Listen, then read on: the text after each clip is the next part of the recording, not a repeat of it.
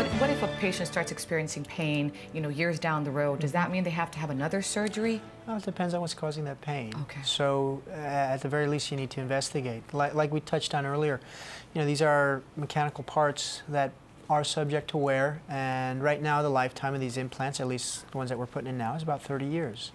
Wow. That being said, there are hips that can fail, and the reason that they fail, either the implants have worn out, or they've loosened, or there's some soft tissue inflammation around them, and some of the other things that we'll see is instability, infection. As far as years down the road, usually that's not infection or instability. Years down the road, usually what we're seeing is wear. So it's easy to diagnose. It just takes an X-ray. And what if one of the implants have been recalled? Have you heard of that happening? Yep, absolutely. Well, I mean, it's difficult to not hear about that because it's on TV all the time. Exactly, and then the patient panics. Yes, and I certainly have fielded some of those phone calls.